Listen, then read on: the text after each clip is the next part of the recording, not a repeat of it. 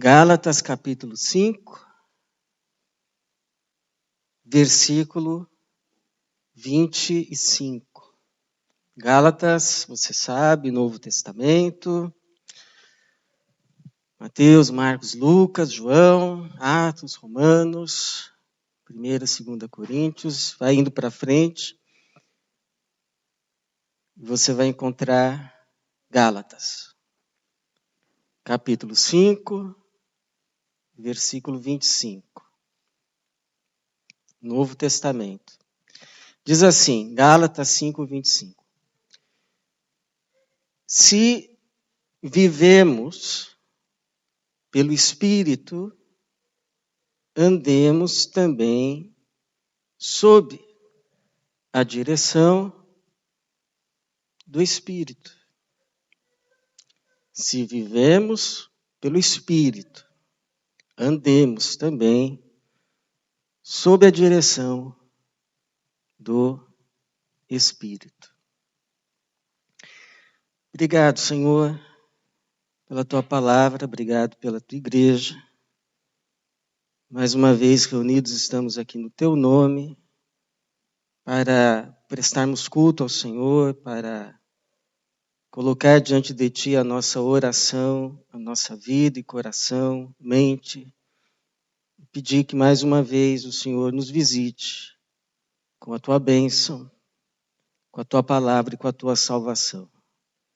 Que o Teu Espírito mais uma vez fale conosco, para a Tua glória e para o nosso bem. E em Teu nome. Amém.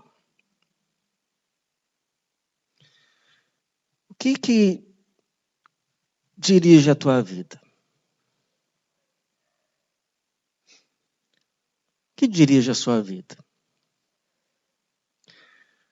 Quais são os critérios que, diante de uma bifurcação, você leva em conta para decidir o caminho? Se é a esquerda, se é a direita? O que pesa para você de fato? Em outras palavras, o que é que faz o teu caminho? Esse é o meu caminho. É isso que me guia. É isso que me dá norte, é isso que me dá direção. É isso que pesa mais para mim. O que é? Porque teve um sociólogo alemão chamado Max Weber, e ele elaborou uma tipologia a respeito de 4 tipos de pessoas, a depender daquilo que guia a vida delas. Então, segundo Max Weber, tem pessoas que são guiadas por alvos, são guiadas por resultados. É isso que importa, é aonde eu vou chegar. Então me faz lembrar, por exemplo, a seleção de vôlei do Brasil, numa época que tinha já ganhado todos os títulos possíveis, e estava em mais um dos campeonatos mundiais, internacionais, e num jogo de fase de grupo entrou para perder, a fim de não pegar a Itália no caminho e chegar mais fácil na final. Entrou para perder. E foi visível. A torcida, quando percebeu, virou de costas para a quadra. E perdeu. Mas foi campeão. É o que importa. Com uma mancha, mas foi campeão. É o que importa. Alvo alcançado. Para outras pessoas, segundo Max Weber, o critério é valor. São os valores. Agora, valores mudam de pessoa para pessoa. Por exemplo, para uma pessoa, valor é popularidade. Ela quer ser reconhecida pelo que ela faz. Outra diz assim, popularidade? Eu quero a estabilidade. Eu quero é sossego. Que mané popularidade. Valores. Para outras pessoas, afeições. Afeições. Eu sei que isso é errado, mas eu vou fazer isso pela minha família. Afeições. Sei que é errado, mas é o que o meu coração está pedindo. E para outras pessoas ainda, a tradição. Isso sempre foi feito assim. Eu vou, então, continuar fazendo assim. Foi o jeito que eu aprendi a vida toda, é assim que eu faço. E as pessoas têm que me aceitarem como eu sou. O problema, irmãos, é que se a gente fosse perguntar para o apóstolo Paulo, que escreveu esse texto, Paulo, o que você acha? Nós devemos ser guiados na vida pelo quê? É por alvos, é por valores que cada um define quais são os seus, é por afeições, o coração é que manda, é de quem eu gosto, ou é pelas tradições que herdamos dos nossos pais, ou da nossa tradição religiosa. O que deve guiar a nossa vida? O apóstolo Paulo ia dizer assim, olha, nenhuma dessas coisas. O que deve guiar a sua vida, o que deve guiar a nossa vida é o Espírito.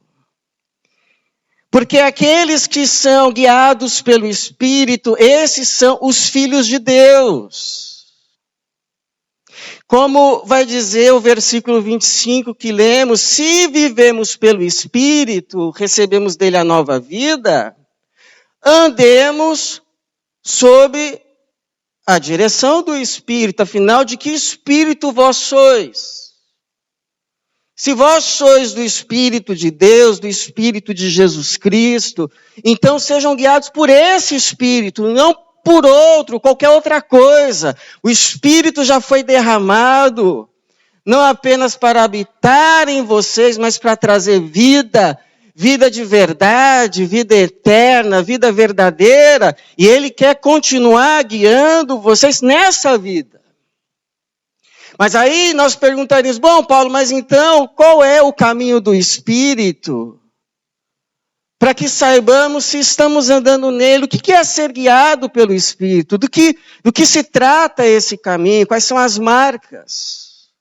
Para que possamos olhar para os nossos pés e dizermos, sim, estamos andando no caminho do Espírito, ou não estamos, precisamos rever a rota, o caminho, e então andarmos nele.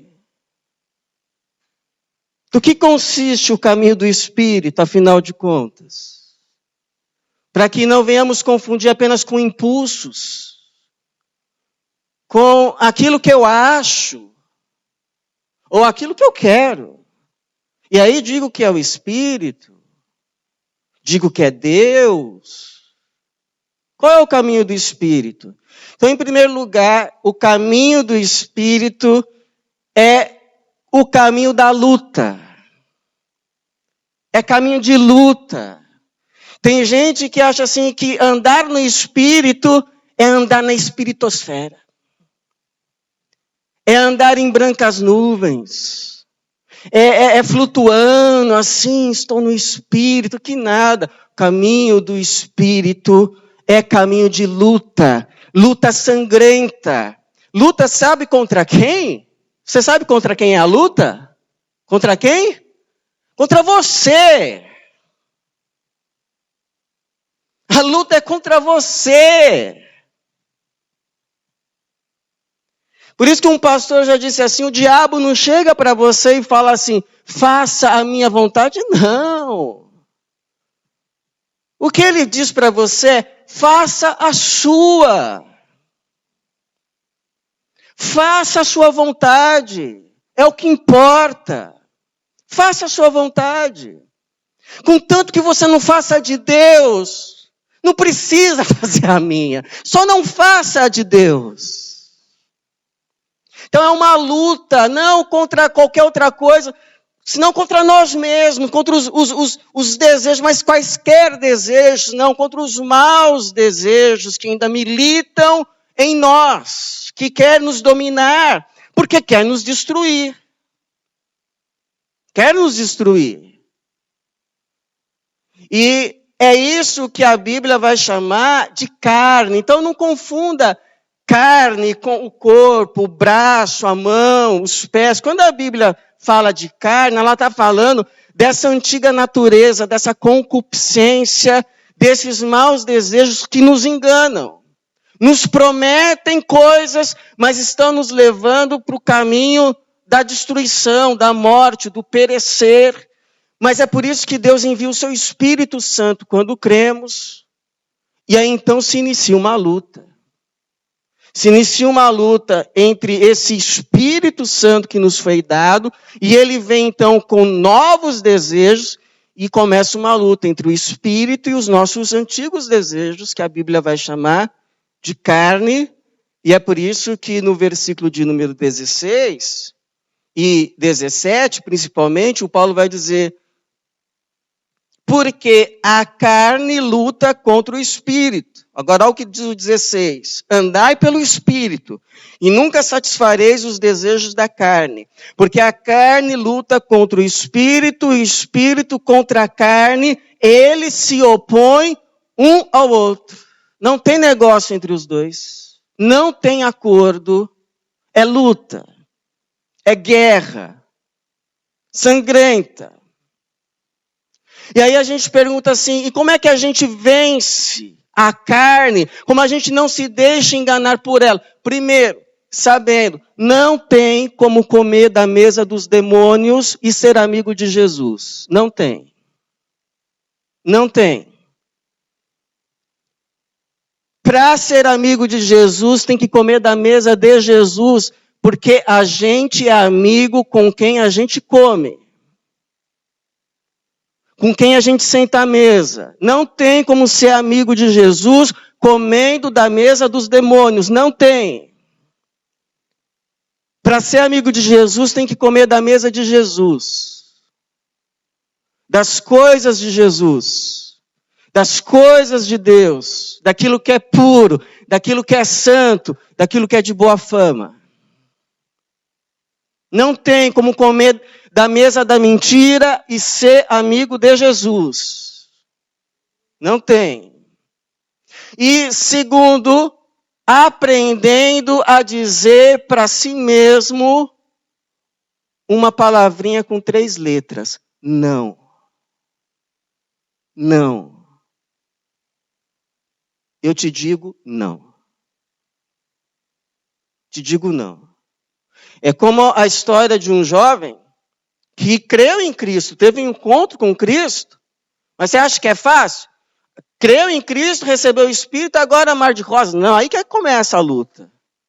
Aí que começa a luta, tem todo um passado lá atrás. Tem todas umas raízes lá atrás, que te puxa. E ele é aquele jovem lutando com aquelas coisas que o aprisionaram no passado.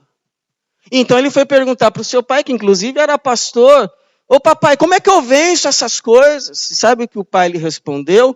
Você precisa matar de inanição. Tem que deixar morrer de fome. Porque se toda vez que um mau desejo gritar, espernear, pedir, você ir lá e alimentar, você o fortalece. Mas começa a dizer não para ele. Começa a dizer não, até que ele vai se enfraquecendo e morre. Ah, pastor, mas é muito difícil dizer não para a gente mesmo. É difícil, mas você não vai morrer não. No começo a carne vai espernear, vai gritar, vai dar crise de abstinência, mas quem vai morrer não é você, é ela, em nome de Jesus. Por isso que Paulo fala assim, olha: se viver de segundo a carne, morrereis. saibam disso, morrereis. Mas se pelo Espírito mortificardes as práticas do corpo, dominadas por essa carne, esses maus desejos, então vivereis. Então vivereis. Então você está no caminho do Espírito. Você está no caminho da vida. Você precisa aprender a dizer não para você. Em nome de Jesus. Segundo, o caminho do Espírito é o caminho da salvação. Ou, se você preferir, o caminho da transformação. Porque eu já ensinei tantas vezes isso daqui, mas eu vou falar de novo. Salvação não é simplesmente ir para o céu depois da morte. Até porque salvação é sermos transformados à imagem de Jesus, sermos libertos do pecado que quer nos destruir, quer nos matar, e sermos transformados à imagem do Filho de Deus. Até porque, se a gente fosse para o céu assim, hoje, do jeito que a gente está, a gente ia conseguir reclamar do céu. A gente ia reclamar que o céu não está bom. Não está bom. A gente ia conseguir murmurar no céu. Chorar no céu. Eu estou com tanta saudade da terra.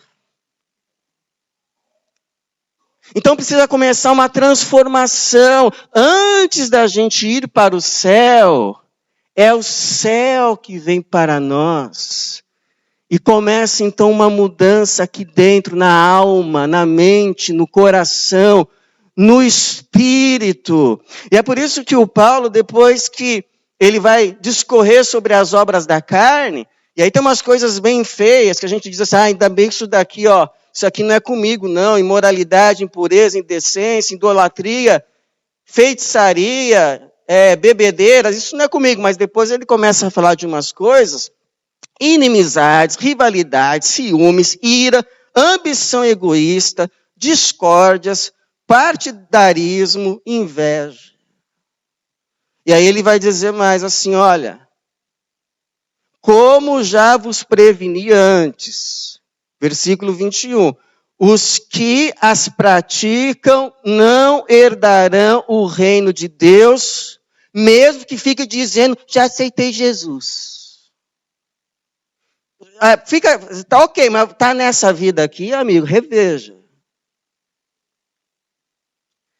E aí, então, ele vai falar do outro caminho. Mas, versículo 22.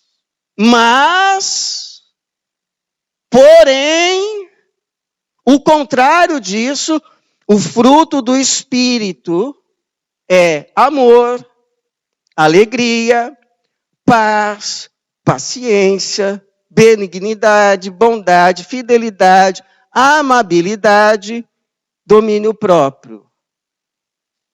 Claro que tem mais coisas, mas é um resumo. E você sabe que estas virtudes, que ele vai chamar de fruto do Espírito, estas virtudes são as virtudes do caráter de Jesus Cristo. É o espelho de Jesus Cristo. O caráter de Jesus é como se fosse assim um bolo completo, não falta pedaço algum. O nosso caráter é um bolo faltando pedaços. É um bolo esburacado. É um bolo feio, é um bolo que não deu certo. Um bolo que estragou. E aí então vem o Espírito Santo, que é o Espírito do próprio Jesus. É o Espírito que habitou inclusive em Jesus. E ele então vai completando o que falta. Até que o caráter de Cristo vai sendo formado em nós. E Jesus aparece. Jesus é refletido no nosso rosto.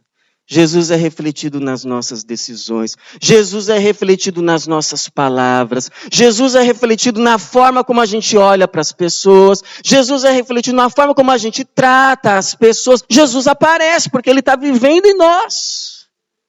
Ele está vivendo em nós por meio do seu Espírito Santo. Então eu pergunto a você, destas virtudes aqui, que espelham o caráter de Jesus, amor, alegria, paz, paciência, benignidade, bondade, fidelidade, amabilidade, domínio próprio. Quais são as que ainda faltam? Que você precisa deixar se encher pelo Espírito, a fim de que estas virtudes sobrepujem, apareçam, surjam. Quais são? Quais são aquelas que você já pode louvar a Deus? Porque, louvado seja o Senhor, já posso ver pelo menos um broto. Um broto, algo brotando em mim, algo novo em mim. Consegui perdoar, consegui amar. Consegui ter um gesto de bondade. Consegui dizer não. Consegui não falar. Consegui ter domínio próprio. Aleluia, não foi você que conseguiu, foi Jesus em você. Quais são? Porque, como diz John Newton, que foi um escravagista, trabalhou no mercadejando escravos, mas depois ele se converte e se torna não apenas um pastor, mas ele se torna um abolicionista. É aquele que compôs Amazing Grace, Assombrosa Graça. Ele diz assim: não sou o que devo ser, nem o que desejo ser, mas pela graça de Deus, não sou o que era. Não sou mais o que era. Ainda não cheguei lá. Não consigo ser tudo o que eu sei que preciso ser, não consigo ser tudo o que eu gostaria de ser ainda. Mas louvo a Deus, porque já não sou quem era. Já não sou quem era. Já vejo diferença. Já consigo enxergar Jesus Cristo em mim. Louvado seja o Senhor. Louvado seja o Senhor. Que nos transforma. Que não nos deixa como a gente estava. É verdade quando se diz, vem como você está. Jesus diz mesmo para você vir, mas não para te deixar como você é. Ah, isso não. Isso não. Jesus quer fazer de você um verdadeiro cidadão do reino.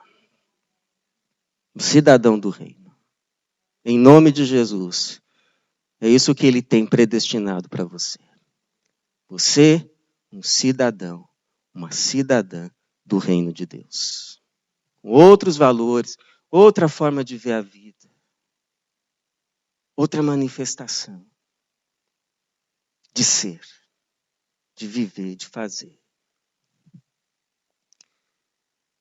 O caminho do Espírito é o caminho da graça, mas não da graça barata.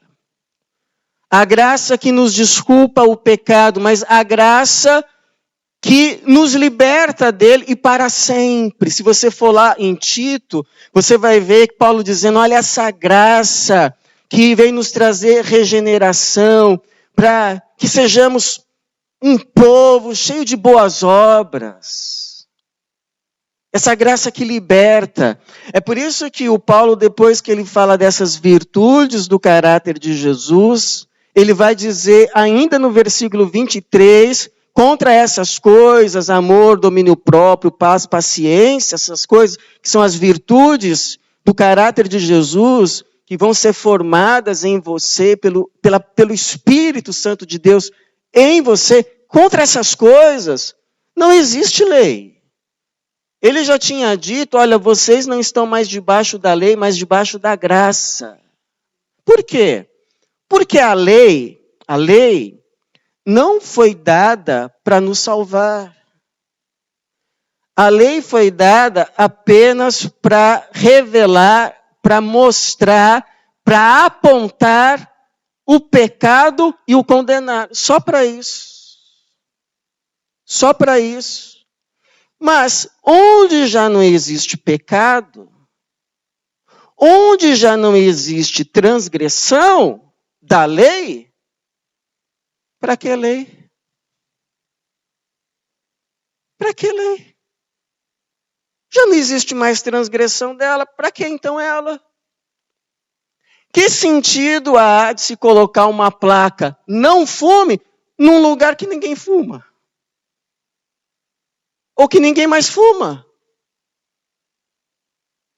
Existe lei para os fumantes, não para os não fumantes.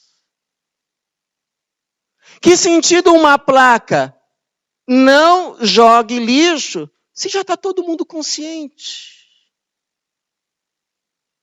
Que lugar de lixo é no lixo? Não é na rua, não é na calçada do vizinho. Não vou jogar esse lixo no chão, não vou.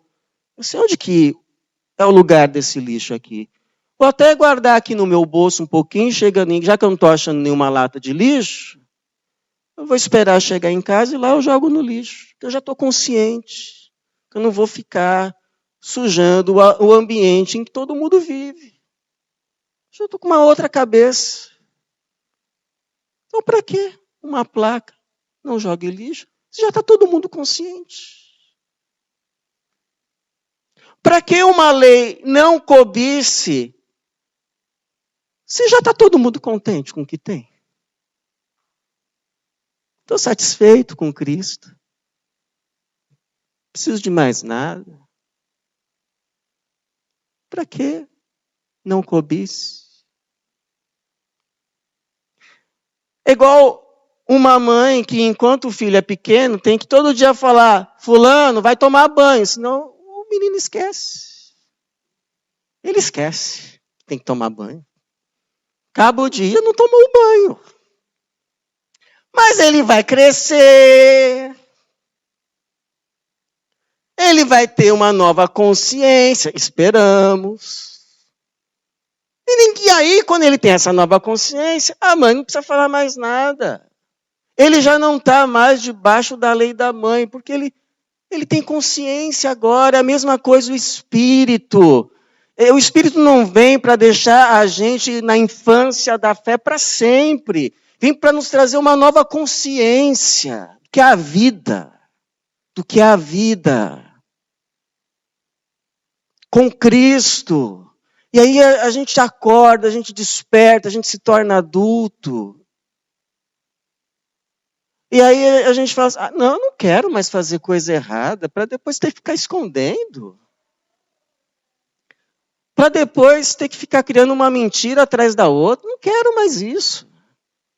Eu quero fazer o que é certo, para depois poder andar de cabeça erguida. Sem ter medo de ninguém. Não quero mais. Agora eu quero andar no caminho da justiça. Quero andar no caminho do amor. Quero andar no caminho da obediência. Se você percebe estes novos desejos em você, então louve a Deus, porque o caráter de Jesus Cristo está sendo formado em você.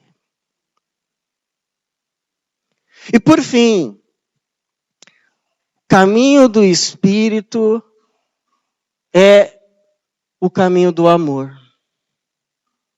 Caminho do amor. Porque o Paulo vai terminar esse texto, parece que ele vai terminar falando de um assunto que não tem nada a ver com o que ele falou antes. Nada a ver.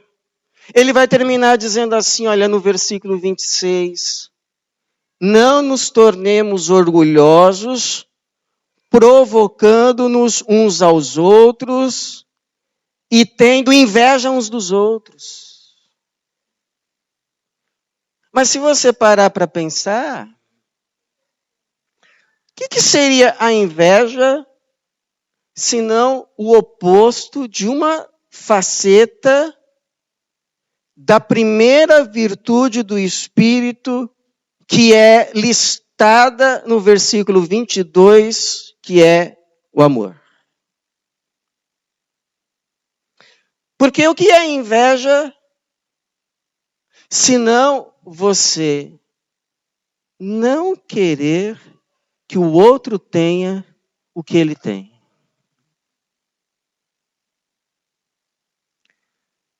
E o que é o amor, senão o contrário disso? O desejo que o outro tenha o bem que você tem, ou mesmo o bem que você não tem. Quando você deseja que alguém tenha, de todo o coração, o bem que você tem, ou mesmo que você não tem, você ama esse alguém. Quando você deseja que alguém tenha o bem que você tem, e mesmo o bem que você não tem, essa pessoa você ama. E não foi isso que Jesus veio fazer? Veio nos dar e trazer aquilo que nenhum de nós tínhamos, só Ele. A vida plena, a vida eterna, a vida que não termina, a vida que sacia, a vida que é completa. Por isso, se tem uma coisa, irmãos, que a gente precisa pedir o mais rápido possível, porque os dias passam rápido, é sermos aperfeiçoados no amor. Sermos aperfeiçoados no amor. Porque, saiba disso, já estou te avisando com muita antecedência. No último dia da sua vida, escreva isso. Escreva isso. No último dia da sua vida. O que vai te trazer paz nesse último dia não é olhar para trás e ver que você conseguiu realizar todos os seus sonhos. Não é isso que vai te trazer paz. Não é isso. O que vai te trazer paz nesse último dia é você olhar para trás e você perceber, você ver, você ter o testemunho do Espírito no seu coração que você amou. Que você amou. As pessoas que Deus colocou ao alcance do bem das suas mãos. Que essas pessoas você amou. Isso vai ser paz. Isso vai ser céu. Mas o contrário também é verdadeiro. E a história que ilustra isto é aquela história do rico e do mendigo chamado Lázaro. O mendigo chamado Lázaro estava ao alcance da mão do rico. Todos os dias. Todos os dias. Mas não recebeu sequer uma migalha do seu amor. Uma migalha do seu amor. Não recebeu. E o fim da história a gente sabe. Aquele rico dizendo: estou atormentado nestas chamas. Porque quem não ama, cedo ou tarde,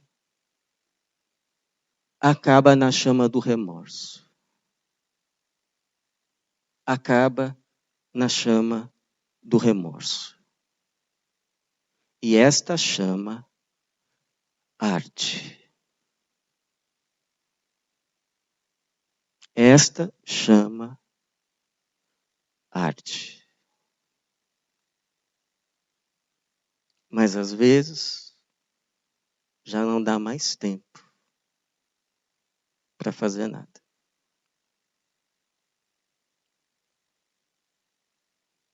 Por isso a admoestação. A ninguém devamos nada, a não ser o amor.